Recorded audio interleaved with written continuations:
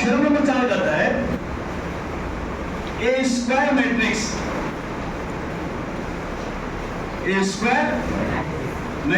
A is invertible. कहता है एक स्क्वायर मैट्रिक्स ए इनवर्टिबल होता है।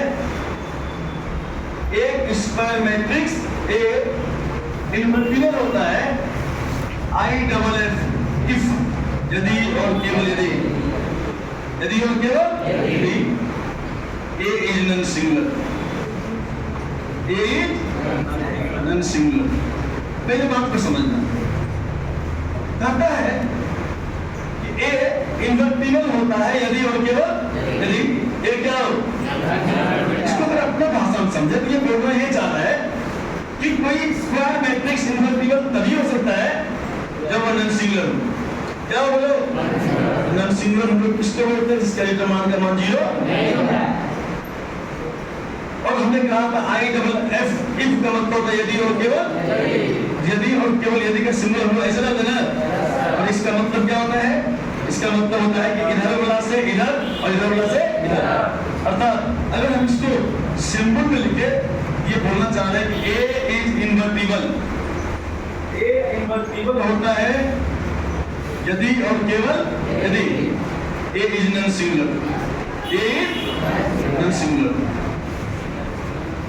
ए नॉन सिंगुलर अर्थात ए इज नॉन सिंगुलर का मतलब है डिटरमिनेंट ए का मान 0 नहीं हो। अगर ए इनवर्टिबल है, फिक्स है कि ए क्या होगा? उल्टा अगर ए नॉन सिंगुलर है तो ए क्या होगा? अर्थात किसी स्क्वायर मैट्रिक्स का इनवर्स तभी और तभी प्राप्त हो सकता है जब वो स्क्वायर मैट्रिक्स कैसा हो। अगर स्क्वायर मैट्रिक्स नॉन सिंगुलर होगा अर्थात डिटरमिनेंट ए का मान 0 नहीं होगा, तभी उस स्क्वायर मैट्रिक्स का इनवर्स निकलेगा, अदरवाइज उसका इनवर्स प्राप्त नहीं होगा।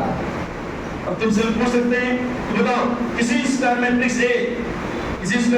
ए का इनवर्स कब एग्जिस्ट होगा? जब ए नॉन सिंगुलर हो।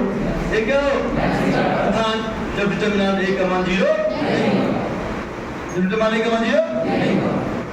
उल्टा अगर डिटरमिनेंट ए का मान 0 नहीं है तो क्या ए का इनवर्स निकलेगा? बोलो नहीं निकलेगा। क्या समझ रहे हैं से? भाई ऐसा अगर रहेगा तो इसका मतलब ये अगर ए इनवर्टिबल है फिक्स करो ए क्या होगा? उल्टा अगर ए नॉन सिंगुलर होगा तो ए क्या होगा? ए इनवर्टिबल कब होना है? नॉन सिंगुलर होगा। और ए अगर नॉन सिंगुलर है ए को नॉन सिंगुलर हम कब बोलते हैं? हम अपना भाषा में कहें तो ए अगर इनवर्टिबल है तो पक्का डिटरमिनेंट ए का मान 0 नहीं होगा।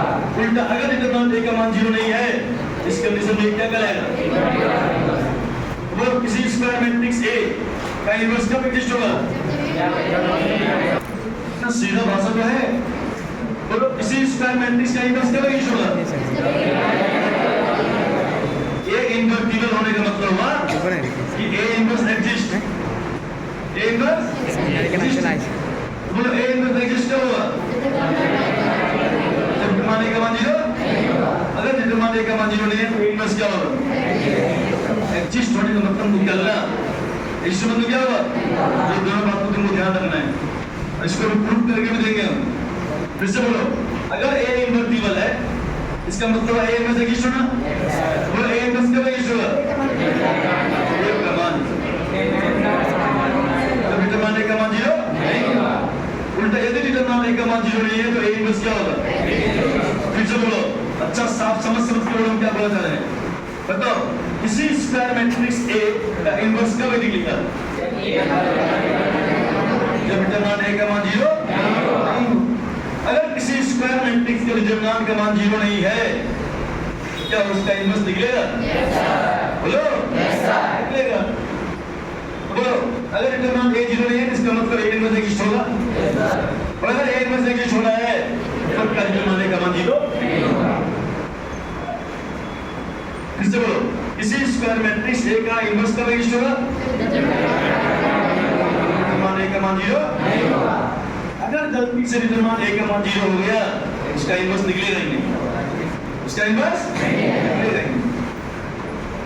बुझो कि ना बुझो? बोलो फिर से, किसी स्क्वायर मैट्रिक्स का इनवर्स कब प्राप्त होगा?